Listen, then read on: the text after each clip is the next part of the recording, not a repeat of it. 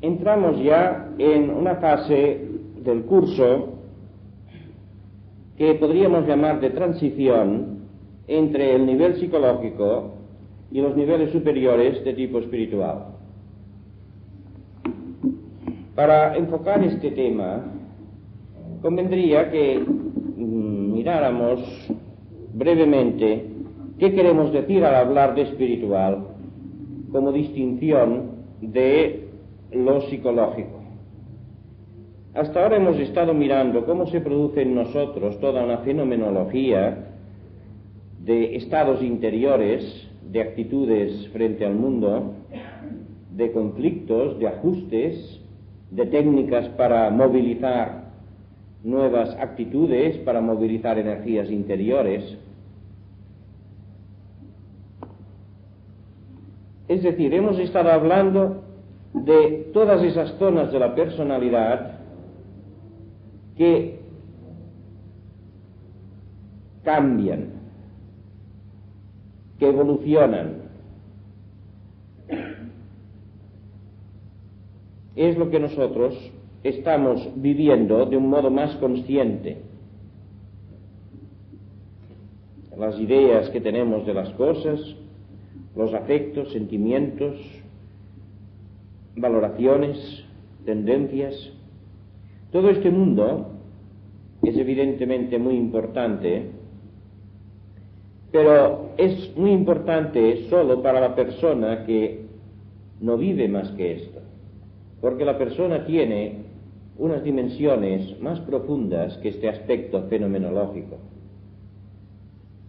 Ya en una de las lecciones anteriores hablamos del yo central, de la identidad profunda del hombre, y ya vimos cómo toda esa fenomenología, todo lo que vivimos en nuestros estados de conciencia y en las situaciones cotidianas, son manifestaciones de un centro, del centro más íntimo, más profundo en nosotros mismos, el cual merece en propiedad ser llamado yo. El estudio, pues, de todas las manifestaciones que surgen de este yo en su contacto con el mundo exterior, con todos los desajustes y reajustes que se producen en esta interacción, a esto le llamamos campo psicológico. En cambio, cuando nos dirigimos a estudiar lo que hay detrás de estos mecanismos, lo que hay detrás de estos fenómenos, cuando nos dirigimos a buscar la esencia que es causa de esos fenómenos, entonces entramos en un terreno que llamamos espiritual. Por lo tanto, nosotros tomamos lo espiritual en una acepción muy amplia, en una acepción equivalente a esencia. Como es natural, no seguimos aquí ninguna escuela determinada, ninguna confesión espiritualista determinada, ni tampoco, como es natural también, no nos oponemos a ninguna, ya que lo que nosotros tratamos es solamente a nivel de esencias, a nivel de principios primordiales, que por lo tanto pueden ser aceptados por cualquier persona, sea cual sea su modo personal de pensar. Y en este enfoque a nivel de esencia se plantearía del siguiente modo. Nosotros vivimos una multiplicidad de estados, nosotros estamos viviendo constantemente cambios dentro de nosotros mismos y cambios fuera de nosotros mismos. El mundo se mueve, cambia, se transforma, y yo con el mundo también me muevo y me transformo.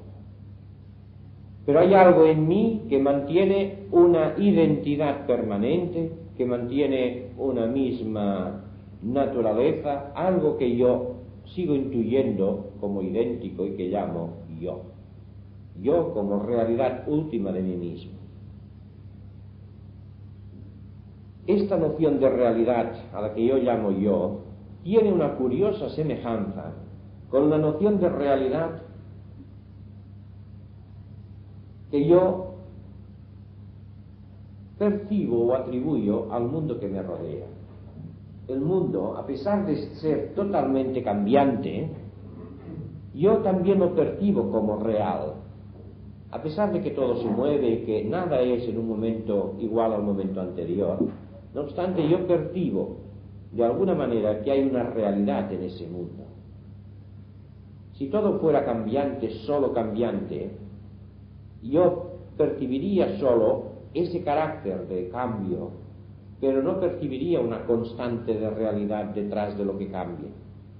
Esta intuición que tengo de realidad detrás de las personas, dentro de las personas, dentro de las cosas, dentro de la naturaleza, dentro de todo cuanto existe, tiene una curiosa semejanza con esa realidad con que yo me vivo a mí mismo, a pesar de todos los cambios que hay en mi mente y en mi cuerpo. Vemos que por el momento hay pues una doble noción de realidad. Una noción de realidad que yo vivo en primera persona y que llamo yo. Y luego otra noción de realidad que yo percibo como externa, exterior a mi cuerpo y que llamo mundo, o sociedad, o naturaleza, según a los aspectos a que yo me refiera. Pero la noción de realidad no se acaba ahí. Hay todavía otra noción de realidad que en nosotros, por lo menos en la mayor parte de personas, es muy importante. Y es la realidad con que valoramos lo que llamamos valores trascendentes. La noción de belleza universal, la noción de justicia, de orden, de mente universal, de inteligencia, de poder, algo que podemos llamar con el nombre de Dios, con el nombre de divinidad, con el nombre de absoluto, con el nombre de lo trascendente, el nombre que queramos, pero que siempre para todos tiene un carácter superior a lo que percibimos y que tiene una calidad igualmente superior a lo que percibimos. Y a esa calidad superior, por tenue que sea en intensidad, le atribuimos también una noción de realidad. Y esta noción de realidad es para nosotros, o por lo menos para muchas personas, muy, muy importante. Ahí cabe preguntarse si se trata de tres nociones de realidades, de tres realidades distintas: yo, mundo, infinito o absoluto, o si se trata de una sola noción de realidad que nosotros percibimos a través de tres vías distintas. Una vía interior, a la que llamo yo, que me conduce a lo que llamo yo. Una vía exterior, a través de los sentidos, que me conduce a lo que llamo no yo, mundo, naturaleza. Y luego otra vía distinta, muy oscura, pero que de algún modo situamos hacia arriba, y que es lo que llamamos lo superior.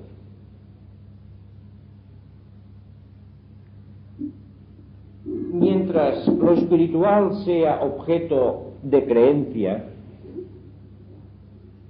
lo espiritual puede, en cierta forma, modificar nuestros valores en la vida diaria, puede influir en nuestros esquemas de conducta, pero yo creo que lo espiritual solamente empieza a ser algo realmente revolucionario en nuestra vida cuando pasamos de la creencia a la experimentación de lo espiritual. Por lo tanto, aquí yo no voy a proponer una creencia, sino que más bien vamos a partir de la creencia en esa noción de realidad que ya se tiene, en esa intuición de realidad que ya se tiene, y vamos a ver de qué manera podemos convertir esto que hasta ahora es solo creencia o intuición o aspiración, a convertirlo en algo experimental, en algo que penetre activamente en nuestra vida y que sea algo tan concreto, tan intenso y tan real como lo puedan ser las cosas más concretas y reales de nuestra vida diaria. Para mí, Lo espiritual empieza a ser realmente importante cuando es operativo en nuestra vida diaria, no cuando es solo objeto de una fe o de una creencia. La fe y la creencia para mí son puntos de partida, pero mientras uno se quede en ese punto de partida no llega a destino. Si existe una realidad espiritual, si existe una identidad profunda, algo que está detrás de esa intuición o aspiración que tenemos de algo esencial, esta realidad la hemos de realizar en nuestra propia experiencia humana.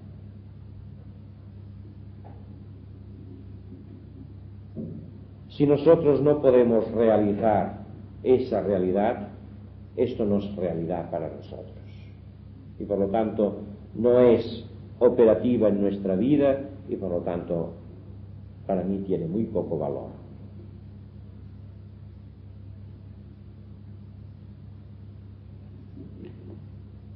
Decíamos que hay una realidad que intuimos detrás de las cosas, del mundo exterior, detrás de nuestra propia personalidad dinámica y encima de esta personalidad y de las cosas.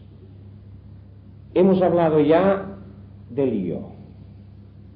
Yo quisiera ahora hablar de esa realidad trascendente para dejar luego, en unas últimas lecciones, el referirnos a la realidad que intuimos en el mundo exterior.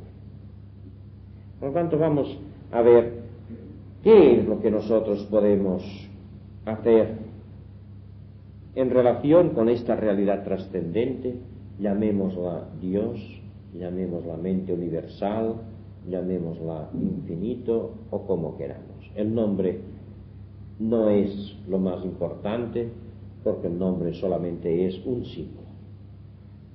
Lo que nos interesa precisamente es pasar del nombre a la realidad nombrada, del símbolo a la cosa significada.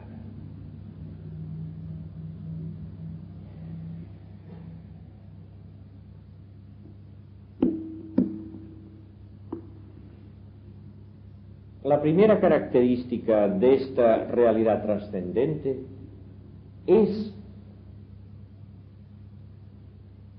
que tiene los mismos atributos, vemos que tiene los mismos atributos que tenía el yo profundo en relación con nuestra personalidad. Decíamos en días anteriores, todo lo que nosotros podemos ir desplegando en nuestra existencia de energía, de inteligencia, de afecto, amor o estado de conciencia, es el resultado de algo que surge de dentro al contacto con el exterior. El exterior no nos da nunca el estado de conciencia, el exterior no nos da nunca el conocimiento, como no nos da nunca la felicidad. El exterior nos provoca una respuesta interior y es esta respuesta interior la que es conocimiento actualizado o amor actualizado o energía actualizada. O sea que toda nuestra vida es una sucesión de respuestas gracias a las cuales una energía, una inteligencia y un amor se van desplegando de nuestro centro. Y todo esto que está desplegado es precisamente lo que constituye nuestra personalidad tal como la vivimos ahora. La noción importante aquí es este origen.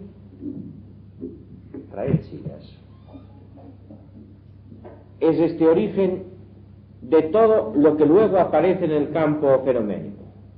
El origen está en este centro, en este núcleo profundo que llamamos yo, que intuimos con la noción de yo. Entonces este yo es la fuente de donde surge toda nuestra capacidad de vivir.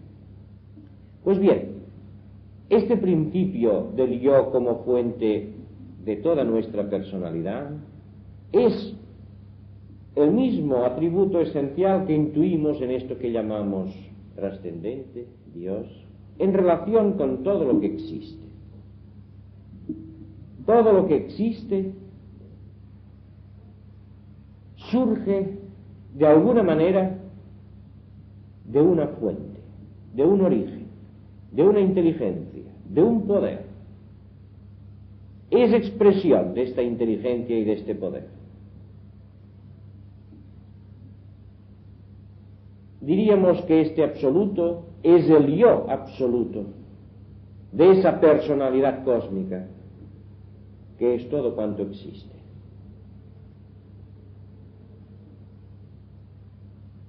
Por lo tanto, todo cuanto existe es expresión de la naturaleza profunda de este yo absoluto que es Dios. Toda la energía que yo veo o que soy capaz de conocer en todo el universo es energía que es expresión de este yo absoluto, o Dios. Toda la inteligencia que se manifiesta en todo lo que existe no es nada más que una expresión de la inteligencia absoluta de Dios. Todos los estados de felicidad, de amor, de alegría, de gozo, de belleza, de bondad imaginables son expresión universal de esta fuente absoluta, que es a su vez gozo y felicidad absolutos.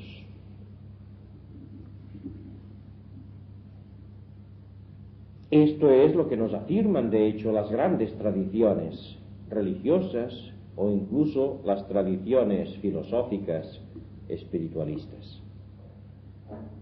Pero una cosa es que las religiones y las filosofías nos hablen de que el principio absoluto, de que el ser en sí es la fuente de todas esas cualidades, de esos atributos, y otra cosa es que nosotros saquemos las consecuencias prácticas que se derivan de estas afirmaciones.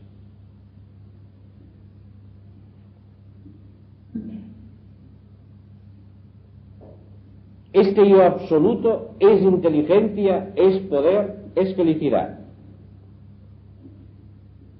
Es lo que en un lenguaje cristiano se nos enseña, de que Dios es omnipotente, es omnisciente, de que Dios es inmenso, que está en todo lugar, que Dios es el amor absoluto. O en un lenguaje oriental que se nos dice que la esencia del ser es Sat Chit Ananda. Sat, que quiere decir existencia absoluta, Chit, conocimiento absoluto, y Ananda, beatitud o felicidad absoluta.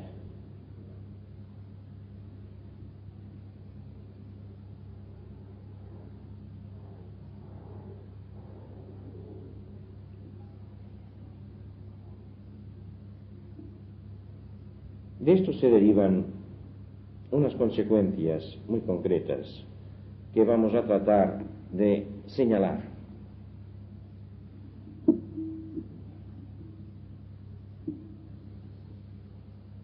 Si Dios es el poder absoluto, quiere decir que todo poder, todo, sea cual sea su forma de manifestación, su grado, su nivel, es expresión de este único poder. Esto lo encontramos ilustrado en el lenguaje del Evangelio, cuando se nos dice que ni una hoja de un árbol cae sin la voluntad del Padre. O sea, será precisamente el ejemplo de una cosa que parece muy pequeña, muy insignificante, y como consecuencia inmediata de unas leyes biológicas y de gravitación o de gravedad, para significarnos que incluso esto está ocurriendo por voluntad explícita, activa, actual del ser absoluto. Dios es el ser absoluto, es el poder absoluto. No existe otro poder. Por lo tanto, todo el poder que yo puedo intuir en las personas, en la naturaleza, en el universo, en las fuerzas de la naturaleza, en las circunstancias, sean cuales sean las circunstancias, en las situaciones, es expresión de este único poder. Todo el poder que yo tengo, todo el poder que yo soy como realidad central, está siendo expresión ahora de ese único poder.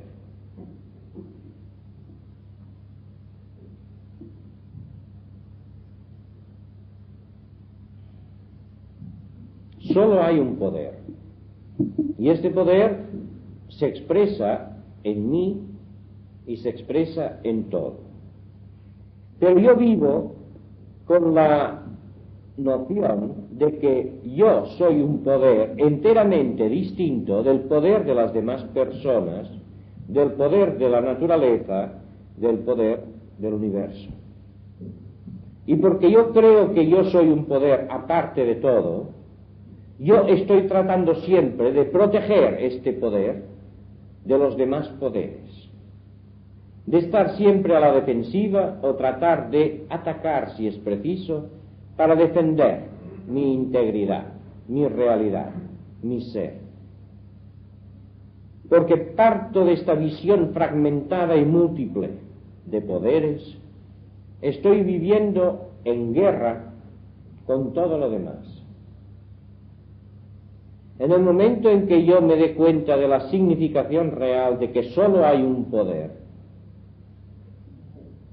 y que este poder está siguiendo la única inteligencia absoluta, yo me daré cuenta que yo no me he de defender de ningún otro poder.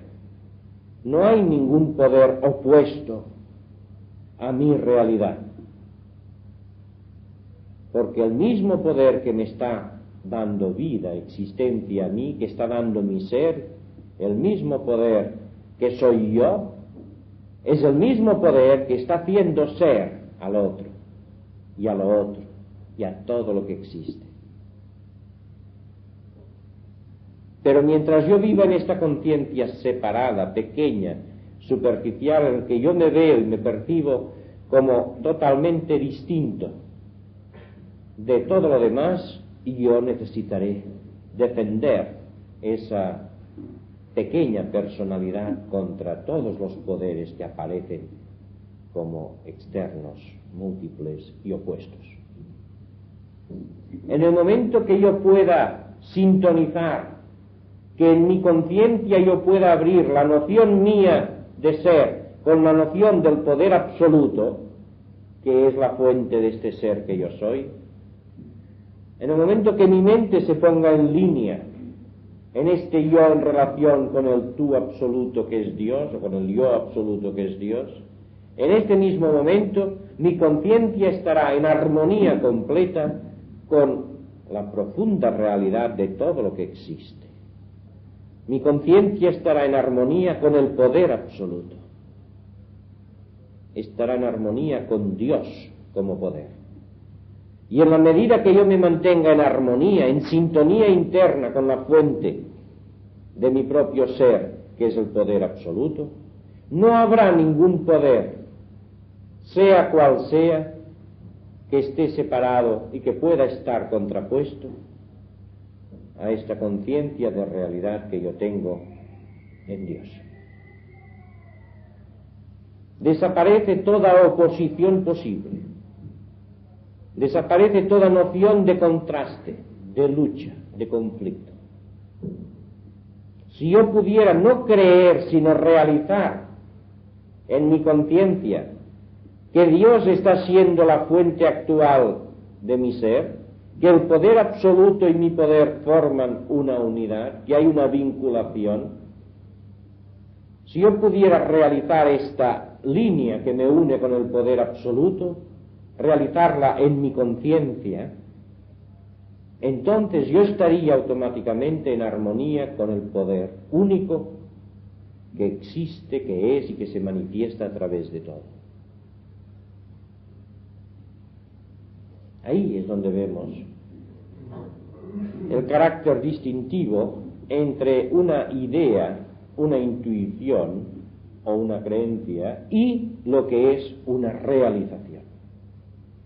Solamente existe realización espiritual cuando yo puedo vivir esa unidad, no creerla solo, no pensarla o imaginarla, sino realizarla en mi conciencia como experiencia efectiva. De la misma manera que yo vivo experimentalmente que soy una persona adulta y que tengo unas capacidades de hacer esto, lo otro o de más allá, con esta misma evidencia yo he de poder vivir, he de poder realizar en mí esa unidad profunda, esa armonía con el poder absoluto que es Dios. Y hasta que no se produzca esta armonía, hasta que no se realice esta unión de mi voluntad o de mi ser con la voluntad absoluta, no habrá auténtica paz, auténtica unificación en mi interior.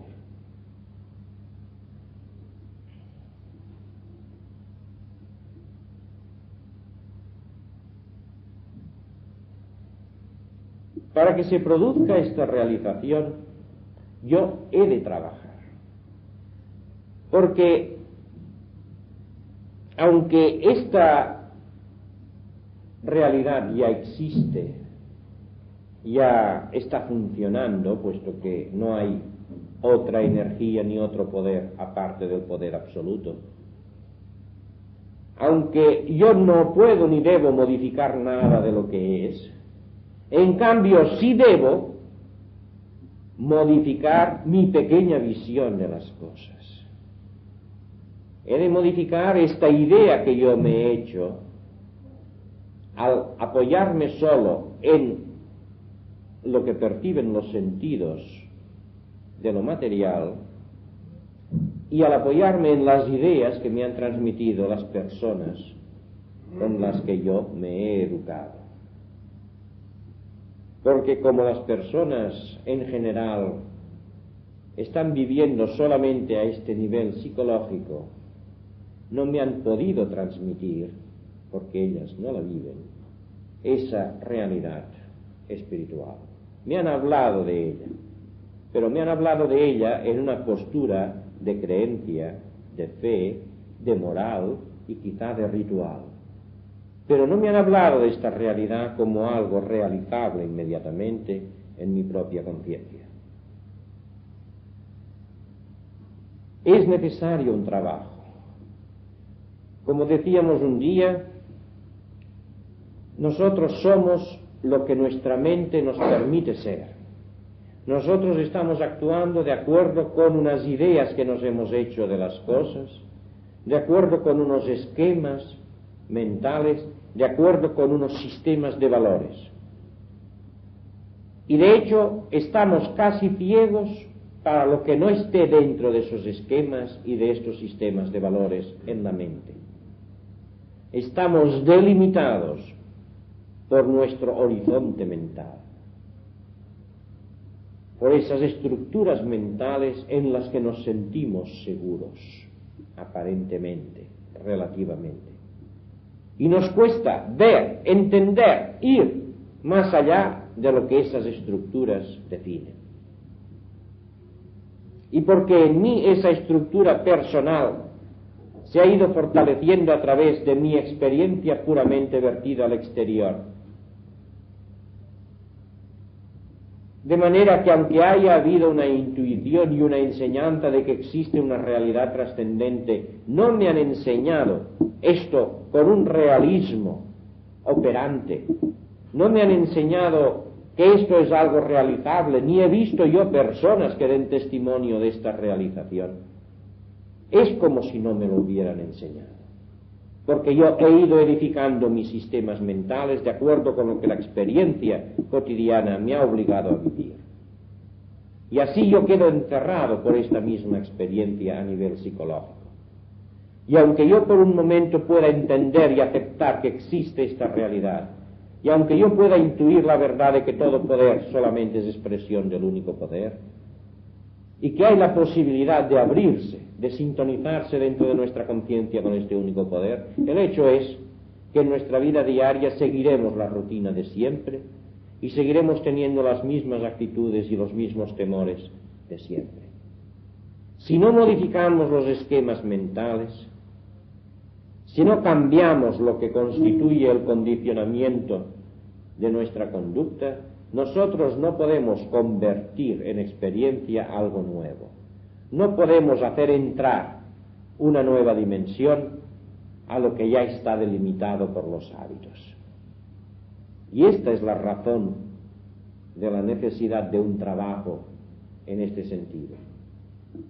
Yo, si tengo esa aspiración hacia lo superior, hacia esa realidad trascendente, si tengo esa intuición de que esto es cierto, que existe, no por mera creencia, sino porque algo en mí me dice de un modo directo que esto es así, entonces es necesario que yo me aplique a un trabajo sistemático en mi mente y en mi corazón, en mi afectividad, para modificar mi capacidad perceptiva.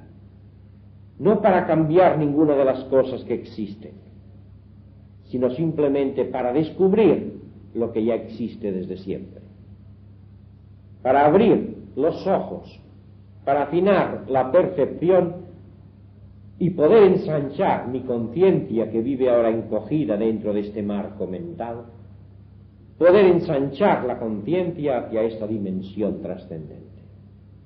Es recuperar este sentido espiritual lo que nos hace falta.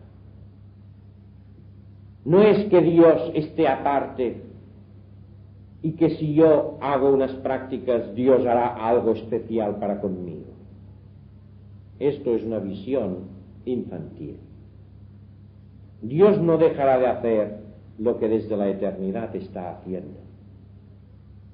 Pero dentro del movimiento evolutivo del hombre llega un momento en que puede darse cuenta de que ha de tomar conciencia de la realidad. Hay un tiempo en que la persona tiene la noción de que Dios es como una especie de Papá Noel que mágicamente ha de solucionar los problemas si se los pedimos. Ha de solucionar las cosas que nosotros vemos como difíciles o que no podemos solucionar. Dios no es un Papá Noel que solucione mágicamente las cosas. Dios es la inteligencia y el poder absoluto que se expresa a través de nosotros y a través de las cosas y a través de lo que aparece como problemas. Y la solución de las cosas ha de venir a través de esa plenitud de expresión de Dios en nosotros, a través de esta realización de Dios en lo otro, de manera que funcione toda la capacidad que naturalmente Dios nos está comunicando, que Dios está expresando a través nuestro, y esto multiplica la capacidad de visión y la capacidad de acción. No es nunca sustituyendo nuestra acción que Dios ha de solucionar las cosas, porque Dios actúa a través de su expresión, de su manifestación, que somos todos nosotros. No podemos pedir a Dios una expresión extra, mágica. Podemos pedir que se abran nuestros ojos, que se abra nuestra conciencia, que se abra nuestra percepción, para que esa plenitud de poder llene nuestra conciencia y podamos expresar lo que es nuestra herencia desde siempre.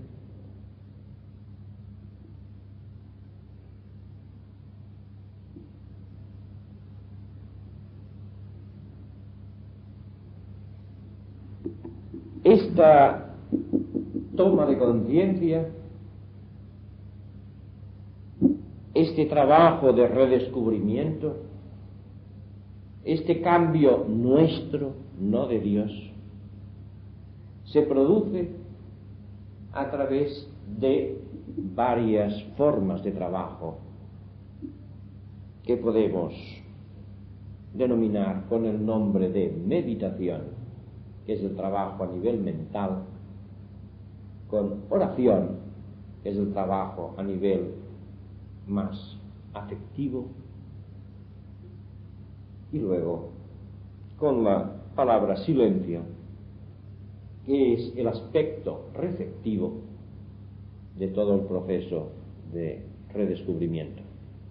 Meditación, oración expresan más bien una parte activa. Yo que modifico mis esquemas mentales en la meditación. Yo que modifico mis actitudes humanas en la oración. Yo que en el silencio me hago receptivo a unas nuevas vías de percepción y que voy descubriendo unos nuevos estados de ser, unos nuevos niveles de realidad. La oración y la meditación son la parte activa que movilizan nuestras estructuras más o menos cristalizadas. Y cuando nosotros hemos agitado, hemos movilizado lo que está estabilizado, petrificado en nosotros, entonces, gracias a la práctica del silencio atento, activo, podemos ir descubriendo lo que ya existe, lo que ya es, lo que desde siempre ha estado dando fuerza y sentido a nuestra existencia. No podemos ahora explicar el proceso de meditación y oración, a esto le dedicaremos una sesión especial para cada cosa, o quizá varias. Ahora lo importante es ver, tomar este primer contacto con la noción de espiritual en una de sus vertientes, la vertiente de Dios como poder absoluto. Y ver la absoluta necesidad de que nosotros trabajemos de un modo muy concreto y definido para abrirnos, para redescubrir esa verdad, para insertar esta verdad dentro de nuestra vida, para que se haga algo operante y pueda expresarse lo que ya existe siempre, pero que nuestra limitación perceptiva y mental está impidiendo que nosotros vivamos, que sintamos. Se ha dado el ejemplo de la persona que tiene una gran fortuna, pero olvida que tiene esta gran fortuna y se siente pobre y lucha contra la pobreza y se lamenta de la pobreza y trata de hacer esfuerzos para salir de la pobreza porque no sabe que tiene un gran patrimonio, que tiene una fabulosa fortuna. Nosotros somos como esta persona amnésica que ha perdido la noción de algo que es suyo desde siempre, de algo que está a su plena disposición. De hecho, todo trabajo espiritual viene a ser como una terapéutica espiritual para recuperar la memoria, para recuperar la conciencia.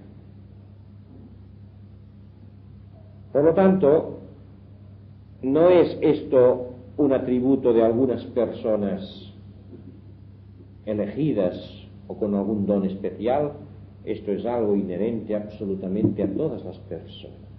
Está al alcance de todos, porque la fuente absoluta es la misma fuente absoluta de cada uno de nosotros. Y todo, sea cual sea su nivel intelectual, su nivel social, cultural o el nivel de lo que sea, tienen la misma posibilidad de acceso inmediato, de apertura a ese Dios omnipotente, a este poder absoluto. A medida que el trabajo que explicaremos en los próximos días se realiza, la persona va descubriendo una fuerza interior fantástica, va descubriendo una seguridad, una paz, una proximidad con todo lo que existe, que tiene además la característica de que no hay nada en el mundo ni fuera del mundo que se lo pueda quitar. algo que pasa a ser definitivo para la persona. Por poco que reflexionemos, por poco que nuestra intuición funcione, creo que deberemos convenir que si esto es así, que si existe esta posibilidad, entonces esto es lo único que realmente debería tener sentido en nuestra vida. Es lo único que merece ser trabajado con toda el alma. Y por hoy, nada más.